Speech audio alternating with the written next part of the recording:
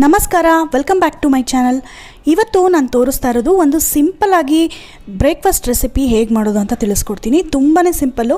ಇವತ್ತು ನಾನು ತೋರಿಸ್ತಾ ಇರೋದು ಬಿಳಿ ಹೋಳಿಗೆ. ಅದರಲ್ಲೂ ಪ್ಲೇನಾಗಿ ತುಂಬಾ ಸಾಫ್ಟಾಗಿ ತೆಳುವಾಗಿರುವಂತಹ ಬಿಳಿ ಹೋಳಿಗೆನ ಹೇಗೆ ಮಾಡೋದು ಅಂತ ತಿಳಿಸ್ಕೊಡ್ತೀನಿ. ಈ ಬಿಳಿ ಹೋಳಿಗೆನ ಲಟ್ಸೋ ಅಂಥ ಅವಶ್ಯಕತೆ ಇಲ್ಲ. ತುಂಬಾ ಸಾಫ್ಟಾಗಿ ಹೇಗೆ ಲಟ್ಟಿಸ್ದೇ ಮಾಡ್ತೀನಿ ಅನ್ನೋದನ್ನು ನೋಡ್ಕೊಳ್ಳೋಣ. ಹಾಗಾದರೆ ಸ್ಟಾರ್ಟ್ ಮಾಡೋಣ. ತುಂಬಾ ಸಾಫ್ಟಾಗಿರುವಂತಹ ಲಟ್ಟಿಸ್ದೆ ಹಾಗೆ ಮಾಡುವಂತಹ ಬಿಳಿ ಹೋಳಿಗೆನ ಹೇಗೆ ಮಾಡೋದು ಅಂತ ನೋಡ್ಕೊಳ್ಳೋಣ ಬನ್ನಿ. ಮೊದಲನೇದಾಗಿ ಒಂದು ಕಡಾಯಿ ಇಟ್ಕೊಂಡಿದ್ದೀನಿ. ಆ ಕಡಾಯಿಗೆ 2 ಕಪ್ಪಿನಷ್ಟು ನೀರನ್ನು ಹಾಕೋತಿದ್ದೀನಿ. ಇಲ್ಲಿ ನಾನು 2 ಕಪ್ಪಿನಷ್ಟು ಅಕ್ಕಿ ಹಿಟ್ಟನ್ನು ಬಳಸ್ತಿದ್ದೀನಿ ಹೂರಣ ಮಾಡ್ಕೊಳ್ಳೋದಕ್ಕೆ, ಸಪ್ಪೆ ಹೂರಣ ಮಾಡ್ಕೊಳ್ಳೋದಕ್ಕೆ. ಹಾಗಾಗಿ 2 ಕಪ್ಪಿನಷ್ಟು ನೀರನ್ನು ಹಾಕೋತಿದ್ದೀನಿ. ಹಾಗೆ ಇದಕ್ಕೆ ರುಚಿಗೆ ತಕ್ಕಷ್ಟು ಉಪ್ಪನ್ನು ಹಾಕ್ಕೊಂಡು ಒಮ್ಮೆ ಹಾಗೇ ಮಿಕ್ಸ್ ಮಾಡ್ಕೋತಿದ್ದೀನಿ. ನಂತರ ಒಂದು ಅರ್ಧ ಸ್ಪೂನಿಂದ 1 ಸ್ಪೂನಷ್ಟು ಎಣ್ಣೆ ಹಾಕ್ಕೊಂಡು ಮತ್ತೊಮ್ಮೆ ಇದನ್ನು ಚೆನ್ನಾಗಿ ಮಿಕ್ಸ್ ಮಾಡಿಕೊಂಡು ಇದನ್ನು ಕುದಿಯೋದಕ್ಕೆ ಬಿಡಬೇಕಾಗತ್ತೆ. ಸುಮಾರು ಒಂದು 2ರಿಂದ 3 ನಿಮಿಷ ಆದಮೇಲೆ ಇವಾಗ ನೋಡಿ ಎಷ್ಟು ಚೆನ್ನಾಗಿ ಕುದೀತಾ ಇದೆ ಅಂತ. ಈ ರೀತಿ ನೀಟಾಗಿ ಕುದಿಯೋವಂಥ ಟೈಮಲ್ಲಿ ಫ್ಲೇಮನ್ನು ಕಮ್ಮಿ ಮಾಡ್ಕೊಂಡ್ಬಿಟ್ಟು 2 ಕಪ್ಪಿನಷ್ಟು ಅಕ್ಕಿ ಹಿಟ್ಟನ್ನು ಬಳಸ್ತಿದ್ದೀನಿ. ನೀವು ಎಷ್ಟು ನೀರು ತೊಗೋತೀರೋ ಅಷ್ಟೇ ಅಕ್ಕಿ ಹಿಟ್ಟನ್ನು ತೊಗೊಂಡ್ರೆ ಆಯಿತು. ಇವಾಗ 2 ಕಪ್ಪಿನಷ್ಟು ಅಕ್ಕಿ ಹಿಟ್ಟು ಹಾಕಿದ್ದಾಯಿತು. ಈ ರೀತಿ ಹಾಕಿ ಆದಮೇಲೆ 1 ನಿಮಿಷಗಳ ಕಾಲ ಹಾಗೆ ಬಿಡಬೇಕಾಗತ್ತೆ. ನಂತರ ಒಂದು ಸ್ಪ್ಯಾಚುಲಾ ಅಥವಾ ಸೌಟ್ನ ಸಹಾಯದಿಂದ ರಫಾಗಿ ಹಾಗೇ ಒಮ್ಮೆ ಮಿಕ್ಸ್ ಮಾಡ್ಕೋಬೇಕಾಗತ್ತೆ. ಕಂಪ್ಲೀಟಾಗಿ ಮಿಕ್ಸ್ ಮಾಡೋದೇನು ಬೇಡ, ಜಸ್ಟ್ ಹಾಗೇ ಮೇಲ್ಮೇಲೆ ಮಿಕ್ಸ್ ಮಾಡಿಕೊಂಡು ಒಂದು ಲಿಡ್ಡನ್ನು ಕ್ಲೋಸ್ ಮಾಡಿ ಸ್ವಲ್ಪ ತಣ್ಣಗಾಗೋದಕ್ಕೆ ಬಿಡಬೇಕು. ಇವಾಗ ಒಂದು 5ರಿಂದ 10 ನಿಮಿಷ ಆಗಿದೆ. ಚೆನ್ನಾಗಿ ಇದು ಕೈಯಲ್ಲಿ ಮುಟ್ಟೋಷ್ಟು ಬಿಸಿಗೆ ಬಂದಿದೆ, ಹದಕ್ಕೆ ಬಂದಿದೆ. ಆದರೆ ಹಿಟ್ಟು ತುಂಬ ಉದುರುದ್ರಾಗಿದೆ. ಇದಕ್ಕೆ ಮತ್ತೊಂದು ಸ್ವಲ್ಪ ನೀರಿನ ಅವಶ್ಯಕತೆ ಇದೆ. ಹಾಗಾಗಿ ಒಂದು ಅರ್ಧ ಲೋಟದಷ್ಟು ನೀರನ್ನು ಬಿಸಿ ಮಾಡಿಕೊಂಡು ಈ ರೀತಿ ಬಿಸಿ ನೀರನ್ನು ಹಾಕ್ಕೊಂಡು ಈ ರೀತಿ ರಫಾಗಿ ಮತ್ತೆ ಕಲಿಸ್ಕೊತಾ ಇದ್ದೀನಿ. ಇದು ಇವಾಗ ಕೈಯಲ್ಲಿ ಮುಟ್ಟಬಹುದು, ಆ ಹದದಲ್ಲಿದೆ. ಹಾಗಾಗಿ ನೀಟಾಗಿ ನಾದ್ಕೋಬೇಕಾಗತ್ತೆ. ಇದು ಅಕ್ಕಿ ಹಿಟ್ಟಿನ ಮೇಲೆ ಡಿಪೆಂಡ್ ಆಗುತ್ತೆ ನೀರು ಎಷ್ಟು ಹಾಕೋಬೇಕು ಅನ್ನೋದು. ನಾನಿಲ್ಲಿ ಯೂಸ್ ಮಾಡಿರೋದು ಟೋಟಲಾಗಿ 2.25 ಕಪ್ಪಿನಷ್ಟು ಯೂಸ್ ಮಾಡಿದ್ದೀನಿ. ಈ ಹದಕ್ಕೆ ಬಂದರೆ ಸಾಕು ಅಕ್ಕಿ ಹಿಟ್ಟು. ನೀಟಾಗಿ ಕೈಯಿಂದ ನಾದಿ ಇಡಬೇಕಾಗತ್ತೆ. ಒಂದು ದೊಡ್ಡ ಉಂಡೆ ಆಗಿ ಮಾಡಿಕೊಂಡು ರೆಡಿ ಮಾಡಿ ಇಟ್ಕೋತಿದ್ದೀನಿ ಈ ಹೂರಣನ. ನೋಡಿ ಇಲ್ಲಿ ಯಾವ ರೀತಿ ಇರಬೇಕು ಅಂತ. ಇಷ್ಟು ಸಾಫ್ಟಾಗಿದ್ದರೆ ಸಾಕು ಹಿಟ್ಟು. ತುಂಬ ಗಟ್ಟಿಯಾಗಿರೋದು ಬೇಡ, ಹಾಗೆ ತುಂಬ ನೀರಾಗಿರೋದು ಬೇಡ. ಹೂರಣ ಎಷ್ಟು ಸಾಫ್ಟಾಗಿರುತ್ತೋ ಇದರಲ್ಲಿ ಕಣಕ ಕೂಡ ಅಷ್ಟೇ ಸಾಫ್ಟಾಗಿರಬೇಕು. ಕಣಕ ಹೇಗೆ ಕಲಿಸೋದು ಅಂತ ನೋಡ್ಕೊಳ್ಳೋಣ ಬನ್ನಿ. ಇವಾಗ ಹೂರಣ ರೆಡಿ ಆಯಿತು. ಕಣಕ ಹೇಗೆ ಕಲಿಸೋದು ಅಂತ ನೋಡ್ಕೊಳ್ಳೋಣ. ಒಂದು ಪ್ಲೇಟ್ಗೆ ಸುಮಾರು 2 ಕಪ್ಪಿನಷ್ಟು ಮೈದಾ ಹಿಟ್ಟನ್ನು ತೊಗೊಂಡಿದ್ದೀನಿ. 2 ಕಪ್ ಅಕ್ಕಿ ಹಿಟ್ಟಿಗೆ 2 ಕಪ್ ಮೈದಾ ಹಿಟ್ಟು ಪರ್ಫೆಕ್ಟ್ ಅಳತೆ ಆಗುತ್ತೆ. ನಂತರ ರುಚಿಗೆ ಬೇಕಾದಷ್ಟು ಉಪ್ಪನ್ನು ಸೇರಿಸ್ಕೊಂಡು ಒಮ್ಮೆ ಹಾಗೆ ಡ್ರೈ ಆಗೇ ಮಿಕ್ಸ್ ಮಾಡ್ಕೋತೀನಿ. ಎಲ್ಲ ಕಡೆಗೂ ಉಪ್ಪು ನೀಟಾಗಿ ಅಂಟ್ಲಿ ಅನ್ನೋ ಕಾರಣಕ್ಕೆ.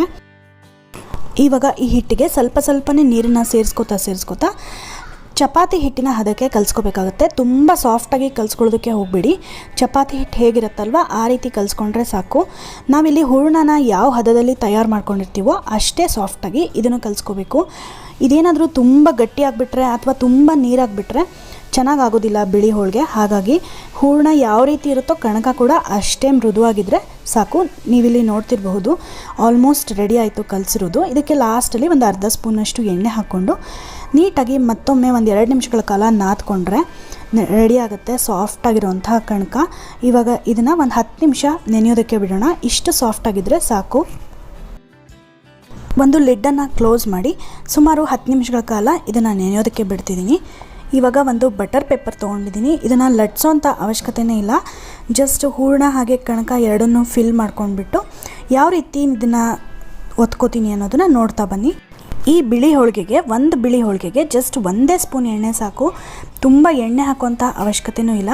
ಇವಾಗ ನೋಡಿ ಕಣಕನ ಈ ರೀತಿ ಸ್ಪ್ರೆಡ್ ಮಾಡ್ಕೊಂಡಿದ್ದೀನಿ ಫಸ್ಟು ಕೈಯಲ್ಲಿ. ಆನಂತರ ಬಿಳಿ ಹೂರಣನ ರೌಂಡಾಗಿ ತೊಗೊಂಡ್ಬಿಟ್ಟು ಜಸ್ಟ್ ಒಂದು ಬಾಲ್ ಸೈಜ್ ತೊಗೊಂಡ್ರೆ ಸಾಕು. 2 ಸಮ ಪ್ರಮಾಣದಲ್ಲೇ ತೊಗೊಳ್ಳಿ, ಆವಾಗ ಪರ್ಫೆಕ್ಟಾಗಿ ಬರುತ್ತೆ. ನಾರ್ಮಲ್ ಹೋಳಿಗೆಗೆಲ್ಲ ಹೇಗೆ ನಾವು ಹೂರಣನ ಕಣಕದೊಳಗೆ ತುಂಬ್ತೀವೋ ಅದೇ ರೀತಿ ಇದನ್ನು ಕೂಡ ತುಂಬಿಕೊಂಡು ಒಂದು ರೌಂಡ್ ಬಾಲ್ ರೀತಿ ಮಾಡಿಕೊಂಡು ಈ ರೀತಿ ಸ್ವಲ್ಪ ಎಣ್ಣೆ ಹಾಕ್ಕೊಂಡು ಸ್ಟಾರ್ಟಿಂಗಲ್ಲಿ ಬಟರ್ ಪೇಪರ್ ಮೇಲೆ ಹಾಕ್ಕೊಂಡು ಒತ್ಕೋಬೇಕು. ನಂತರ ಕೈಯಿಂದನೇ ಈ ರೀತಿ ಒತ್ಕೊಳ್ತಾ ಹೋದರೆ ತುಂಬಾ ಸಾಫ್ಟಾಗಿ ಹಾಗೆ ತೆಳುವಾಗಿರುವಂಥ ಹೋಳಿಗೆ ರೆಡಿ ಆಗುತ್ತೆ ಬಿಳಿ ಹೋಳಿಗೆ. ಇದನ್ನು ಇವಾಗ ಬೇಯಿಸ್ಕೋಬೇಕು. ಬಿಳಿ ಹೋಳಿಗೆ ಮಾಡ್ಕೊಳ್ಳೋದಕ್ಕೆ ತವಾನ ಆಲ್ರೆಡಿ ರೆಡಿ ಮಾಡಿ ಇಟ್ಕೊಂಡಿದ್ದೀನಿ. ಸಿಮ್ಮಲ್ಲಿ ಇಟ್ಕೊಂಡ್ಬಿಟ್ಟು ಈ ರೀತಿ ಬಟರ್ ಪೇಪರ್ ಹಾಕಿ ಸೈಡಲ್ಲಿ ಜಸ್ಟ್ ಒಮ್ಮೆ ಬಿಡಿಸ್ಕೊಂಡ್ರೆ ಸಾಕು, ಈಸಿಯಾಗಿ ಎದ್ದು ಬಂದುಬಿಡುತ್ತೆ. ಇಲ್ಲಿ ನೋಡ್ತಿರ್ಬಹುದು, ಜಸ್ಟ್ ಈ ರೀತಿ ಒಂಚೂರು ಬಿಡಿಸ್ಕೊಂಡ್ರೆ ಹಾಗೇ ನೀಟಾಗಿ ಬಂದುಬಿಡುತ್ತೆ. ನೀವಿಲ್ಲಿ ನೋಡ್ತಿರಬಹುದು ಎಷ್ಟು ತೆಳುವಾಗಿ ಬಂದಿದೆ ಬಿಳಿ ಹೋಳಿಗೆ ಅಂತ. ತುಂಬಾ ತೆಳುವಿರುತ್ತೆ, ಟ್ರಾನ್ಸ್ಪರೆಂಟಾಗಿ ಕಾಣಿಸ್ತಿರುತ್ತೆ, ಅಷ್ಟು ತೆಳುವಾಗಿರುತ್ತೆ. ಹಾಗೆ ತುಂಬಾ ಸಾಫ್ಟಾಗಿ ಕೂಡ ಬಂದಿದೆ. ಇವಾಗ ಸ್ವಲ್ಪನೂ ಎಣ್ಣೆ ಹಾಕುವಂಥ ಅವಶ್ಯಕತೆಯೇ ಇಲ್ಲ. ಎರಡು ಕಡೆ ಫ್ಲಿಪ್ ಮಾಡಿಕೊಂಡು ಬೇಯಿಸ್ಕೊತಾ ಇದ್ದೀನಿ. ಫಸ್ಟು ಒಂದು ಕಡೆ ಫ್ಲಿಪ್ ಮಾಡಿಕೊಂಡು ಈ ರೀತಿ ಮೊಗಚೆಕಾಯಿನ ಸಹಾಯದಿಂದ ಪ್ರೆಸ್ ಮಾಡಿ ಬೇಯಿಸ್ಕೋಬೇಕು. ಆವಾಗ ಎಲ್ಲ ಕಡೆಗೂ ಸಮವಾಗಿ ಬೇಯುತ್ತೆ. ನೀವಿಲ್ಲಿ ನೋಡ್ತಿರಬಹುದು ಎಷ್ಟು ತೆಳುವಾಗಿದೆ ಅಂತ. ಇದಕ್ಕೇನಾದರೂ ಅವಶ್ಯಕತೆ ಇದೆ, ಸ್ವಲ್ಪ ಎಣ್ಣೆ ಹಾಕ್ಬೋದು ಅಂತ ಅನಿಸಿದ್ರೆ ನೀವೊಂದು ಅರ್ಧ ಸ್ಪೂನಷ್ಟು ಎಣ್ಣೆ ಅವಶ್ಯಕತೆ ಇದ್ದರೆ ಮಾತ್ರ ಹಾಕ್ಕೊಳ್ಳಿ. ಇದ್ರ ಜೊತೆಲಿ ಬೆಣ್ಣೆ ತುಪ್ಪ ಕೂಡ ಹಾಕ್ಕೊಂಡು ತಿನ್ಬಹುದು. ಇವಾಗ ನೋಡಿ ಎರಡೂ ಕಡೆ ಕೂಡ ಚೆನ್ನಾಗಿ ಬೇಯಿಸ್ಕೊಂಡಿದ್ದೀನಿ. ತುಂಬಾ ಸಾಫ್ಟ್ ಆದಂತಹ ಹಾಗೆ ರುಚಿಯಾದಂತಹ ಬಿಳಿ ಹೋಳಿಗೆ ರೆಡಿ ಆಯಿತು. ಲಟ್ಟಿಸ್ಕೊಳ್ದೇ ಹೇಗೆ ಮಾಡೋದು ಅಂತ ನೋಡ್ಕೊಂಡ್ರಲ್ವ. ಖಂಡಿತವಾಗ್ಲೂ ನೀವು ಕೂಡ ಈ ರೆಸಿಪಿನ ಟ್ರೈ ಮಾಡಿ ಹೇಗೆ ಬಂತು ಅಂತ ನನಗೆ ಕಾಮೆಂಟ್ ಮೂಲಕ ತಿಳಿಸಿ. ನಿಮಗೆ ಈ ವಿಡಿಯೋ ಇಷ್ಟ ಆಗಿದರೆ ಲೈಕ್ ಮಾಡೋದನ್ನು ಮರಿಬೇಡಿ. ನಿಮ್ಮ ಫ್ಯಾಮಿಲಿ ಫ್ರೆಂಡ್ಸ್ ಜೊತೆ ವಾಟ್ಸಪ್ ಗ್ರೂಪಲ್ಲಿ, ಫೇಸ್ಬುಕ್, ಇನ್ಸ್ಟಾಗ್ರಾಮಲ್ಲಿ ಹೆಚ್ಚು ಜನಕ್ಕೆ ತಲುಪೋ ಹಾಗೆ ಶೇರ್ ಮಾಡಿ. ಹಾಗೆ ನನ್ನ ಚಾನಲ್ಗೆ ಇನ್ನೂ ಸಬ್ಸ್ಕ್ರೈಬ್ ಮಾಡ್ಕೊಂಡಿಲ್ಲ ಅಂದರೆ ಇವಾಗಲೇ ರೆಡ್ ಕಲರ್ ಬಟನ್ನ ಕ್ಲಿಕ್ ಮಾಡಿ ಸಬ್ಸ್ಕ್ರೈಬ್ ಮಾಡ್ಕೊಳ್ಳಿ. ಎಲ್ಲ ಹೊಸ ವಿಡಿಯೋಗಳ ನೋಟಿಫಿಕೇಷನ್ಗಾಗಿ ಬೆಲ್ ಐಕಾನ್ ಕೂಡ ಒತ್ತಿ. ಮತ್ತಷ್ಟು ಇಂಟ್ರೆಸ್ಟಿಂಗ್ ಆದ, ಯಮ್ಮಿ ಆದ ಒಳ್ಳೆ ರೆಸಿಪಿಯೊಂದಿಗೆ ನಾನು ನಿಮ್ಮನ್ನು ಭೇಟಿ ಆಗ್ತೀನಿ. Until then, happy cooking, happy eating, take care, bye and thank you so much for watching this video.